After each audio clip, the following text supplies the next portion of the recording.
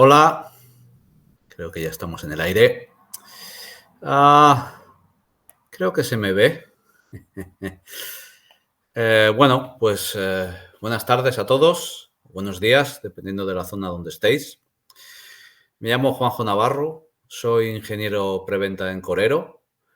Hemos preparado un webinar para vosotros que creo que os va a parecer interesante. He sido un poco original a la hora de construir este webinar.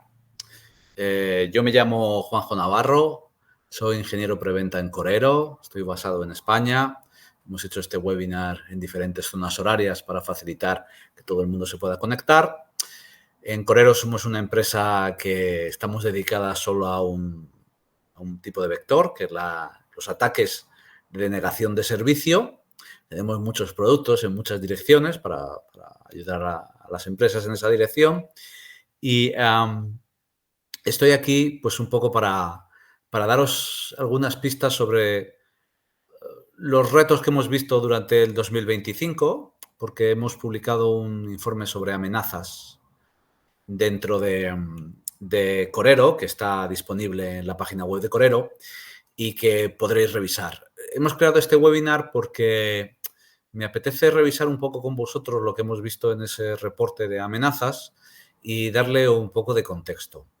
Am, es cierto que hay una cosa que tenemos que tener muy en cuenta y es que a día de hoy, con el tema de la inteligencia artificial y los recursos que tenemos todos, como ChatGPT o Grok o cualquier otra aplicación de inteligencia artificial, parece que el conocimiento está accesible y es algo muy natural y bueno, todo lo utilizamos. Pero eso nos supone un pequeño reto a la hora de poder trasladar el conocimiento a quien esté interesado en este tema de las ciberamenazas o de la negación de servicio.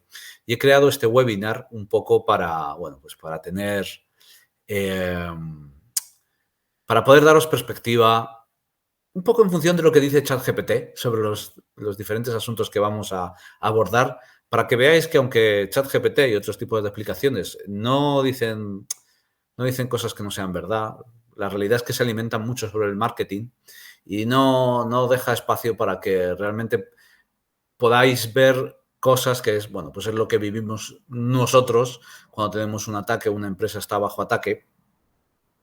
Y os voy a contar mi experiencia, que dando un poco de valor más allá de lo que dice ChatGPT.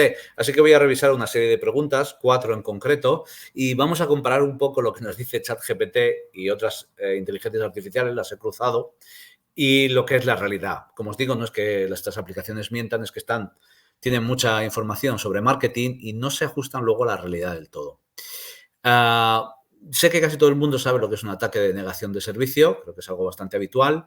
Voy a dar un poco de contexto. El nombre que se le ha puesto a este vector, pues es un nombre un poco pobre, la verdad, porque muchas veces cualquier tipo de ciberataque, aunque sea envenenar los datos de una base de datos o cifrarlos o encriptarlos, un ataque de ransomware, es también un ataque de negación de servicio, porque al final lo que ocurre es que el servicio no está funcionando. Tengo que contextualizar esto. Nosotros a lo que nos dedicamos es a proteger los ataques de negación de servicio dentro del concepto de la red. Es decir, cuando hay un determinado tráfico que llega a nuestra red y por ese tráfico, por ese comportamiento del tráfico, los servicios que están atendiendo a nuestros clientes vía telemáticamente dejan de funcionar o hay latencias o retrasos o lentitud.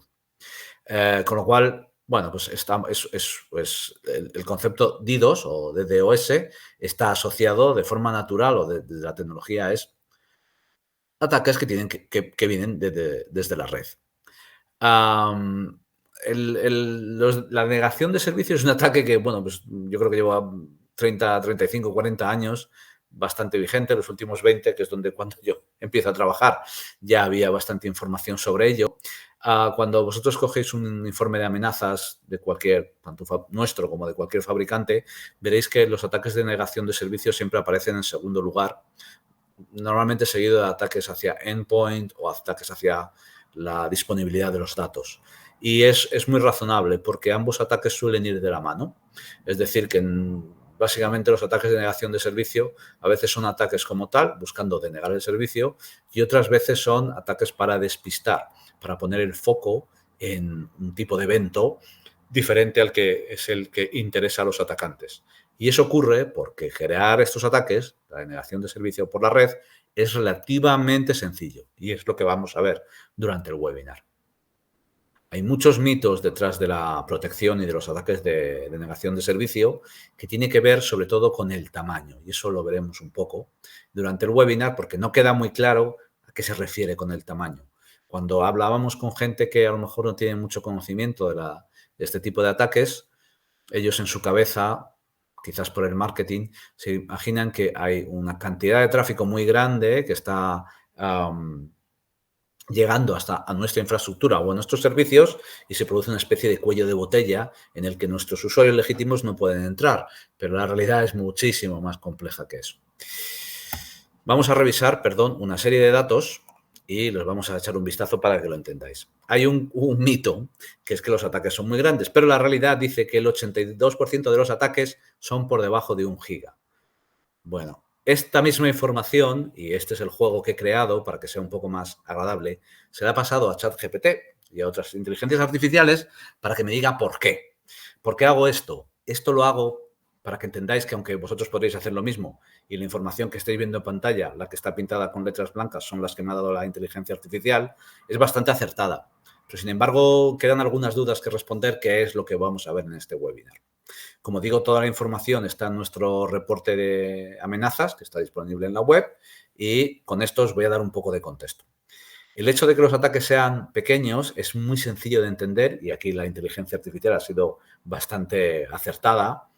Es barato, no necesita una gran infraestructura ni una gran botnet para generar el ataque. Es accesible a cualquier tipo de usuario a través de diferentes herramientas o pagando a través de la Deep Web o algo así. Debido a que no hay mucha volumetría, se da por hecho, aunque esto no es exactamente así, pero parece ser que la detección del ataque es complicada, aunque la realidad es que depende de cómo se detecte, pero bueno, vamos a suponer que es un pensamiento muy sensato. Y para objetivos pequeños parece que es más efectivo, lo cual, de nuevo, aunque parece muy sensato y que en la cabeza humana es como, ok, claro, es poco ataque, objeto pequeño, objetivo pequeño, no tiene nada que ver. Sí que es verdad que son pruebas o ataques de distracción, eso también puede ocurrir. Pero aquí hay dos cosas que hay que revisar. Lo primero es que uno se tiene que preguntar si lo que está viendo en pantalla, y luego hablaremos sobre ese concepto de ver el ataque en pantalla, esa información que yo recibo, es realmente un ataque o no. Y esto ocurre porque muchas veces, si nos vamos hacia atrás 20 años, cuando ocurría algún servicio dejaba de funcionar, como pudo ocurrir en España con el tema de la luz, era un mal funcionamiento, quizás un mal diseño, quizás un sabotaje, pero a día de hoy parece que se hace la lectura al revés y en el momento que ocurre algo que impacta a la sociedad, se da por hecho que podría ser un ataque. En España, en concreto, se hizo mucho esfuerzo en recordar que no había sido un ataque, sino que había sido un mal diseño de la infraestructura de conectividad o de soporte. Bueno, no soy especialista, pero en resumidas cuentas tenía que ver más con que alguien había hecho algo mal en el diseño o en cómo lo había montado. Y esto es muy, muy importante, porque incluso aunque no hablemos de la luz, hablemos de la red, muchas veces lo que vemos es que hay una mala infraestructura, un mal diseño. Pero la realidad es que el sistema debe proteger incluso de eso. Y esto es el punto. Realmente el problema que hay con la respuesta que nos ha dado la inteligencia artificial o el sistema es que entiende que el concepto ataque es básicamente que hay alguien que quiere generar dolor o que quiere conseguir un beneficio a través de una organización pequeña o grande con una serie de herramientas. Pero la realidad es que lo único que ocurre a nivel telemático es que dentro de mi red hay un tráfico que genera un problema. Lo que tiene que buscar la herramienta, la que protege, es asegurarse que el problema desaparece de la red. Con lo cual, muchas veces el concepto ataque queda un poco en entredicho. La realidad, sea la que sea, es que debemos protegernos ante ese tipo de eventos. La pregunta siguiente es, bueno, ok, parece ser que todos son beneficios en los ataques pequeños. ¿Siguen existiendo ataques grandes? Sí, siguen existiendo, claro que sí. ¿Cómo voy a decir que no? La realidad es que siguen existiendo porque cada vez los interfaces de red o los anchos de banda son más grandes. Y básicamente eso ha sido algo proporcional durante el tiempo. Si hace 15 años los interfaces de 10 gigas eran lo más habitual, pues podíamos encontrarnos ataques fácilmente que llegasen a ese ancho de banda. A día de hoy estamos hablando que es muy habitual que las operadoras tengan 400 gigas, con lo cual el ataque ha crecido. Eso es lógico. Pero si todos son ventajas por el bajo coste y la accesibilidad, la evasión de detección y otras virtudes según la inteligencia artificial, ¿qué sentido tienen entonces los ataques más grandes? Y esto es un punto muy interesante a descubrir. ¿Qué significa grande? Y el ataque ya hemos entendido que puede ser cualquier cosa, pero ¿cuál es el parámetro que indica que un ataque es más grande? Y aquí la trampa está en la propia pregunta que nos hacemos o que a nivel de marketing se traslada. ¿Tiene que ver con la cantidad de ancho de banda, la cantidad de bits o de bytes que estoy enviando? ¿O tiene que ver con la cantidad de IPs que me están atacando? O quizás tenga que ver con la cantidad de paquetes por segundo que recibe mi sistema. O quizás tenga que ver con la duración en sí mismo. Porque aunque el ataque no sea muy grande, si lo estoy recibiendo durante semanas porque no tengo conocimiento, puede ser igual de dañino. Así que, en realidad, aquí, como veis, el hecho de que sean pequeños tiene muchas virtudes, pero el reto al que se enfrentan las empresas es saber si es un ataque y qué parámetros debo medir para poder reducir el impacto. Si es solo el ancho de banda o son muchos más. Como digo, IPs de origen, tamaño de botnets, tipo de tráfico, tipo de paquete. Hay muchísimas cosas que valorar. Con lo cual, cuando hablamos de grande, pues hay que contextualizarlo. Y esto es muy interesante o muy importante para las empresas porque tienen que saber protegerse. Lo siguiente que vamos a intentar descubrir es un valor que nosotros hemos visto en nuestro reporte de análisis, que es que los ataques van cambiando muy rápido de vector, entre 30 y 60 segundos. De nuevo, lo que hemos hecho ha sido, ok, y preguntar a la inteligencia artificial, ¿y por qué crees que es eso? La inteligencia artificial da buenas respuestas. Está basado en el propio marketing que encuentra en Internet. Es claro que al cambiar rápidamente de vector no necesito tener muchos recursos para mandar los ataques, porque puedo ir cambiando el tamaño de paquete, la velocidad del ataque, etcétera, de tal manera que no me hago un ataque de negación de servicio a mí mismo en mis propios sistemas.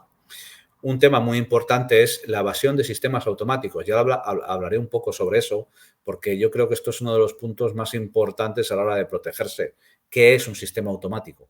¿Qué implica? ¿A qué protege de forma automática? ¿En qué se basa para el automatismo? Hay muchísimas cosas que descubrir o que cubrir o que interpretar dentro de esa respuesta. Y supuestamente un ataque corto es una prueba para evaluar la resiliencia. Es decir, si yo sé que un ataque ha sido efectivo, ahora voy a montar una infraestructura mucho más grande para explotar ese vector de ataque que ya sé que va a funcionar. Eso es una cosa que la inteligencia artificial ha respondido con mucha sensatez, pero hay un par de preguntas que me tengo que hacer. El problema es que realmente lo que ven las empresas no es un ataque que va cambiando de vector, son diferentes ataques. El hecho de que sea un vector u otro en un determinado tiempo muy pequeño no implica que sea, de nuevo, la trampa está en la propia palabra, en que haya un atacante que está haciendo eso. Significa que está ocurriendo una serie de eventos dentro de mi propia red que están generando un ruido o el downtime o el servicio ha caído. Por lo tanto, volvemos a lo mismo. Al final lo que necesita la empresa no es interpretar que hay muchos vectores. Lo que necesita la empresa es, ok, yo sea lo que venga, tengo que pararlo. Y lo siguiente importante es que en ciberseguridad se entiende mucho que existe un objeto protegido. Puede ser una infraestructura, una IP y un puerto, un grupo de IPs, un grupo de puertos, lo que sea. Y que cada objeto protegido debe tener una política concreta de protección, porque ese objeto tiene un contexto y debe ser sobre ese contexto cómo se protege. En la denegación de servicio no funciona así, es mucho más amplio. Existen todos los objetos que tiene la infraestructura, tanto dentro de la propia capa 2, capa 3, capa 7, IPs, redes, grupos de IPs, grupos de redes, IPs más puertos, puertos de origen, puertos de destino, IPs de origen. Hay muchísimos elementos que uno debe tener en cuenta a la hora de protegerse. El hecho de que, si juntamos con toda la información que estamos viendo hasta ahora, sistema de la parte sobre todo de la evasión de sistemas automáticos, debemos entender que a la hora de yo localizar mi ataque, y con eso me refiero también a la slide anterior, si realmente es un ataque o es un mal diseño, Yo tengo básicamente tres maneras de entender cómo soy consciente de ese ataque. O bien con protecciones extremadamente básicas basadas en volumetría, en el que llegado a un determinado pico de tráfico interpreto que hay un ataque porque no es lo habitual, lo cual es muy sencillo de implementar en la parte de detección, pero a la hora de crear las políticas por activo, por grupo protegido, IP, red, etcétera, implica que yo tengo que crear tengo que conectar las protecciones volumétricas con los activos. De tal manera que si yo tengo una red de 5.000 activos, necesitaré 5.000 formas de detección, lo cual durante el despliegue ya se convierte en inmanejable durante todo el tiempo que está la protección. Es algo, bueno, no tiene mucho sentido. Protege la infraestructura completa. Dejo que toda mi infraestructura funcione, pero los servicios, o bien por el propio ataque o bien por los falsos positivos, pueden tener latencias. Es fácil de hacer, pero no es especialmente efectiva. En la otra punta de la regla lo que tenemos es que alguien diga que va a protegerlo a través de baselines muy concretas, en las que yo sé cómo es el tráfico que llega a mi servicio concreto, voy a establecer un periodo de aprendizaje y voy a establecer una serie de parámetros. Si alguno de esos parámetros se desalinea con mi periodo de aprendizaje, implica que hay un ataque. Es una medida bastante más evolucionada que la anterior, pero aquí no es tanto en la detección, sino en la cantidad de políticas que tengo que aplicar para la propia protección. Si el comportamiento de mi red o de mi servicio cambia, la baseline que he creado con esos parámetros habituales ya no me funciona. Con lo cual necesito, ya no tanto en el despliegue, porque el despliegue está automatizado con un tiempo de aprendizaje, sino en la parte de protección necesito crear tantas políticas como objetos quiera proteger, lo cual es un poco ineficiente. La tercera forma, que parece situarse más en el medio, es la capacidad de leer los propios paquetes que están en la infraestructura. Esto implica que debería ser un equipo en línea, que pueda ver el tráfico constantemente, que no sea un equipo atacable, que no tenga visibilidad sobre la parte que esté encriptada y que delegue muchísimo en el propio software. Desde luego, este es el sistema que parece más razonable porque puedo proteger objetos grandes, pequeños, medianos y todos. Hay un coste tanto en la parte de procesamiento como en la parte de inteligencia del propio equipo para poder interpretar los paquetes, ya que ni voy a utilizar volumetrías ni voy a utilizar baseline, sería el propio conocimiento del desarrollador el que determinaría que es un ataque porque sabe interpretarlo a través del conocimiento que tiene del producto o de las protecciones. Escoger qué técnicas quiero utilizar tanto en la parte de detección como en la parte de protección, es la que va a hacer que todo este tema de que los ataques sean pequeños y que el tiempo de cambio de vector sea muy rápido, son valores que no van a tener tanta importancia porque puedo revisar el paquete. El siguiente tema es, lógicamente, escoger y tener un presupuesto adecuado. Esto no se lo he preguntado a ChatGPT porque evidentemente me dirá que tendré que valorar los riesgos, la cantidad de dinero que tenga, cómo es mi red, hay un montón de cosas que valorar.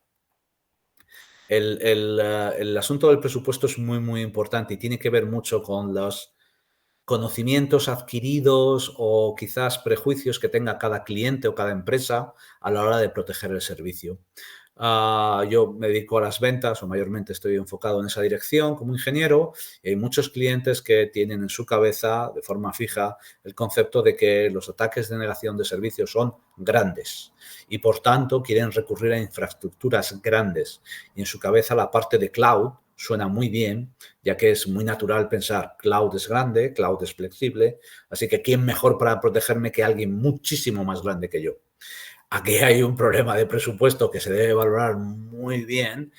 No digo que el pensamiento sea inadecuado, sencillamente es que no es algo que se ajuste a todos los presupuestos. Para aquellas empresas que sean proveedores de servicio, utilizar un proveedor de servicio significaría directamente canibalizar su propio presupuesto, de tal manera que ellos, los propios proveedores de servicio, incluyendo la nube, tendrán que saber que la única protección que les queda es la parte de instalar en su propio data center un sistema de protección. En este punto existen diferentes tipos de arquitectura que se pueden ajustar a presupuestos. No es lo mismo proteger una empresa que maneja siendo un proveedor de servicios pequeño, 10 gigas, que un proveedor de servicios grande que maneja 5 teras. Encontrar el nivel de protección que necesito en función de la cantidad de ancho de banda o links o ubicaciones que manejo es muy importante. El presupuesto hay que ajustarlo para que no haya pues, ese exceso de gasto sin tener un beneficio directo. Por último, os he dado muchísimos datos sobre lo que ocurre y como veis, el diseño es muy complejo porque tengo que entender muchos factores dentro del diseño que afectan tanto en función del cliente como en función del propio atacante, qué métodos escoge, qué quiero proteger, cómo lo quiero proteger, qué presupuesto tengo, qué tipo de empresa soy, qué diseño tengo que aplicar. Bueno, esas variables van girando. Así que hay una cosa que nosotros en Corero consideramos que es muy importante, que es ser capaz de entender lo que está ocurriendo dentro de mi red. Esto es lo más complejo. Ya no solo que las protecciones funcionen, sino ser capaz de visualizarlo. Y os quiero dar un caso para que lo entendáis. Si una empresa está sufriendo un ataque de negación de servicio, la gente de red puede tener, la gente que maneja los routers o los enlaces, puede tener cierta perspectiva de, ok, está ocurriendo algo porque hay un pico de tráfico o porque hay un comportamiento anómalo o porque hay latencias en las respuestas. Hay muchos indicadores. Pero la gente de negocio solo tiene un indicador, que es que el negocio funcione. Cuando yo he aplicado medidas que no han sido efectivas, no tengo que demostrar que no han sido efectivas. El propio negocio me lo va a informar. Me va a decir, mi negocio no estaba funcionando. O bien porque he sufrido un ataque de negación de servicio, o bien porque hay un problema en la red, o bien porque ha ocurrido ruido, algo, y mi servicio no ha funcionado. Para la parte de negocio, eso da exactamente igual. Si por el contrario tenemos la suerte de que tenemos un sistema de protección de este tipo de ataques que ha funcionado correctamente, el gran reto, y atentos a este punto porque es muy importante, es acercarnos a la parte de negocio, que al final serán los que de una forma directa o indirecta den el presupuesto para la protección, a avisarles de que han sido atacados y que hemos protegido el ataque. La parte de negocio no entiende absolutamente nada de redes, de datos, de BGP, de Flowspec, no sabe nada. Pero nosotros le podemos enseñar una gráfica en el que le digamos de forma poco capciosa, mira, llegó 2 teras de tráfico y te los limpiamos y se quedó en 200 gigas, que es tu tráfico habitual. Yo lo he vivido varias veces, sobre todo en el pasado, cuando los clientes te dicen, eso es imposible. Mi red no soporta más de 5 teras o de 1 tera ¿Cómo es posible que haya un pico que supera mi propia red? Ser capaz de mirar detrás del ruido es, creo, el mayor reto después de la propia protección. Nosotros a nuestros clientes les damos un montón de información para que sean capaces de entender lo que ocurre y que puedan verlo en diferentes niveles. Una cosa muy importante en la denegación, en la protección de denegación de servicio, es que no se analiza bit por bit. Eso no tiene sentido, porque cuando yo sufro un ataque de 100 millones de paquetes por segundo, para poder ver los 100 millones de paquetes por segundo, poder analizarlos, interpretar lo que ocurre durante un solo segundo, necesitaría prácticamente congelar el tiempo. Y eso es imposible. Lo que nosotros hacemos es intentar aplicar diferentes variables para que lo que ofrezcamos al cliente sea algo de valor. Todas las protecciones y todo el sistema de gráficas va a funcionar mayormente con muestras. En la parte de protección y detección hay que manejarlo con cuidado porque el cliente muchas veces no llega a interpretar qué implica las muestras. Pero en la parte de generar las gráficas, el sistema de muestreo no hay otra forma de hacerlo. Podemos hacer muestras de 1 por segundo o podemos hacer muestras de 1 cada 1000 segundos. Y cualquier valor entre medias. Encontrar el punto necesario para poder dar información que sea fiable tiene muchísimo valor para la parte de negocio. Porque si nosotros damos información que no es confiable en la parte de negocio, ellos no creerán en el producto. Ellos sabrán que no han sido atacados o que no ha habido interrupción en el servicio, lo cual lo agradecerán, pero no tendrán en cuenta si realmente el dinero que invierten en la protección es adecuado o no. A la hora de poder graficar hay que tomar muchísimas decisiones. Nosotros en Corero hemos hecho muchísimo esfuerzo en esa dirección. Utilizamos muestreo de paquetes, utilizamos muestras que ya denominamos muestras planas, constantes, 1 de cada 5, 1 de cada 10. Utilizamos muestras que llamamos aleatorias, 1 de cada 1000. Utilizamos muestras en las que somos fijos, cada segundo 5, independientemente de la cantidad de tráfico que tenga. En fin, hay muchos valores que se van cruzando para poder al final dar al cliente un detalle de lo que ocurre en función de su propio conocimiento y no fallar. Como veis, el tema de la denegación de servicio es mucho más complejo que leerse lo que nos aconseja ChatGPT a la hora de la protección o incluso a la hora de entender los mitos. Hay que vivirlo y hay que entenderlo porque cada uno tiene una perspectiva muy diferente. Normalmente, aunque lo que sepamos es el resultado de las protecciones en una frase directa del propio cliente sintiéndose protegido o bien porque no tiene ataques o bien porque las protecciones funcionan. Y en la parte de red, básicamente, funcionan un poco más a través de los propios monitores, con lo cual es como que hay que dar protección a una parte y hay que dar información a la otra. Mezclar ambas vectores no siempre es sencillo y tiene que ver mucho con el diseño. Así que, como veis, he abierto un melón bastante grande sobre todo esto que hemos hablado. Os invito a que miréis vosotros mismos el análisis, el reporte de amenazas que tenemos en la página web y que os acerquéis o que me llaméis o que llaméis a mi empresa y podamos charlar un poco de realmente cómo podemos ayudar a empresas o si sois una empresa que necesitáis protección, en qué momento estáis de la protección y cómo podemos mejorarlo. Muchas gracias por vuestro tiempo, espero que os haya gustado. Cuidaros. Adiós.